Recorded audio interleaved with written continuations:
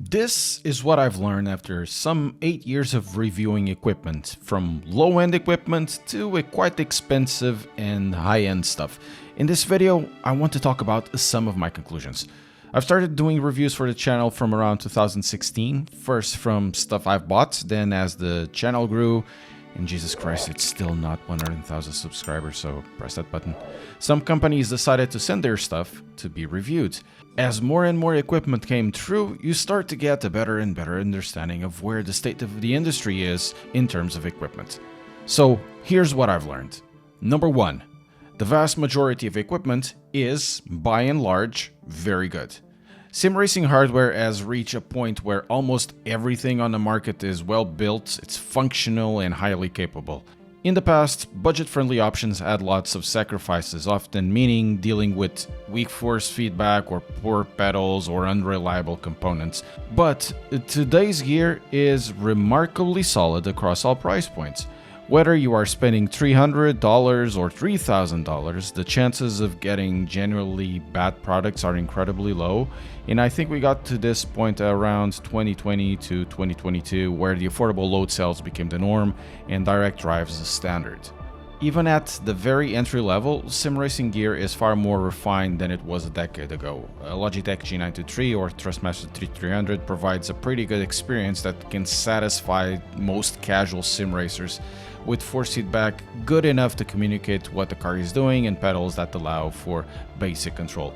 Move up to mid-range equipment and the experience gets even better with direct drives, very good load cell pedals and improved ergonomics. Yet, what is interesting is that the gap between budget, mid-tier and high-end setups has shrunk significantly. The difference is no longer about fundamental quality, but rather features, flexibility, refinement, and personal preference.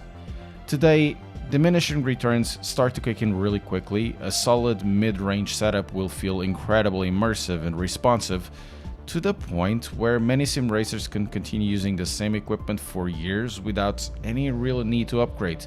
Spending more money still brings improvements, stronger force feedback, better materials or more adjustability, but for most users, this difference will be mostly in terms of preference. Here's a great example that I came across from these years. A lot of differences between pedals are definitely about quality of construction and such, but functionally, they will offer much of the same, and performance-wise, it's highly unlikely you'll see massive leaps unless what you had before had important shortcomings. And because of that, number two, I say that value is king. In my opinion, value is everything. While the high-end setups have super cool technology and premium materials, the real sweet spot lies in products that offer the best balance of performance, features, and cost. A well-priced direct drive wheel, a reliable load cell pedal set, or a solid cockpit can provide an experience that rivals the most expensive gear without draining your wallet. So, smart buying decisions are what truly define a great setup, not just a price tag. One of the biggest misconceptions in sim racing is that spending more money always leads to a significantly better experience, but this is false. A well-tuned mid-range setup can feel just as immersive and competitive as a system costing thousands and thousands and thousands of dollars. Well, even a desk-bound G29 can be super competitive. Instead of chasing the most expensive options, the best approach is to find hardware that delivers the features you need for the price that you can afford.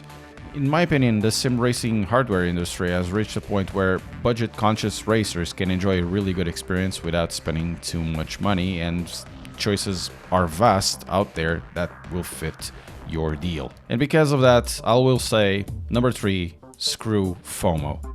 I do a lot of sim racing reviews and I have stuff coming in every so often to test out, but this constant wave of new sim racing stuff can make it tempting to upgrade at every opportunity. But the truth is, in my experience, most improvements are incremental, and to be fair, at a certain point they are non-existent, and they either serve to fill some ego or to just have, internet points.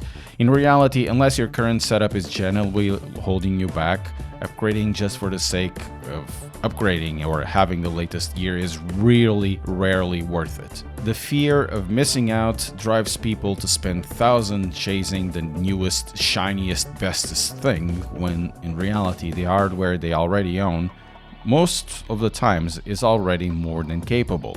Holding on to your gear, as long as of course it works, is most often the smarter move. Instead of spending time and money constantly upgrading, focus on improving your driving skills, dialing in your settings, and getting the most of what you already have. This best sim racing experience doesn't come from owning the latest hardware, it comes from the mastery of our hobby. So screw FOMO, if your setup works well, just enjoy it and race on. But of course, when buying sim racing hardware, pay attention.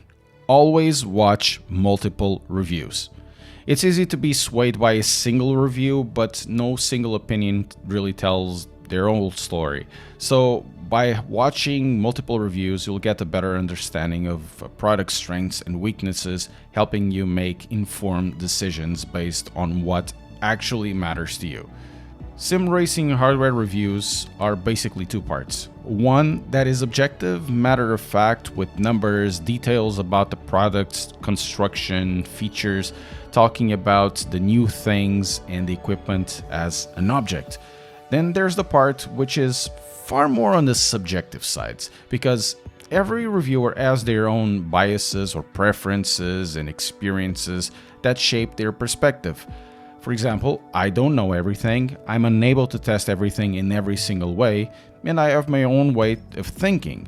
Some products just gel better with my rig or with my experience, others not so much, but that doesn't mean they're bad.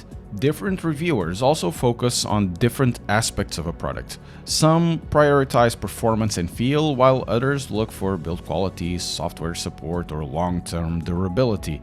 So what you need to do is cross-reference multiple sources, and that will help you filter out some of the bias, and from the multiple reviews you'll have different points of view that will give you common themes if they are there. If multiple reviewers highlight the same issue, it's likely something to take seriously. My point of view personally is based out of value and what the product is for and who the product is for. Others might have other points of view, so by watching multiple reviews and inputs, especially from real buyers, you'll have a much better idea of what's going on, and therefore if you're going to buy something, at least you're gonna have a better idea. Essentially, all of this to say, reviewing equipment changed my point of view on hardware. The more equipment I've tried, the more I got to the conclusion that better very rarely exists. And this is something I keep talking about. Yes, you can say that better exists in absolute terms, where bigger number is better because of internet points, but better in the real world is not about absolute terms, but about defining use cases, what's needed from the equipment, and definitely budget. Mid-range equipment is as valid and as fast as super high-ends. And yes, the shinier thing may be better, but oftentimes with new technologies out there, is it thousands of dollars better? That is the real question. Also, the more I reviewed, the more cynical I got as I became more aware that the similarities between equipment levels were far bigger than its differences where it actually mattered. Thanks for watching my TED Talk.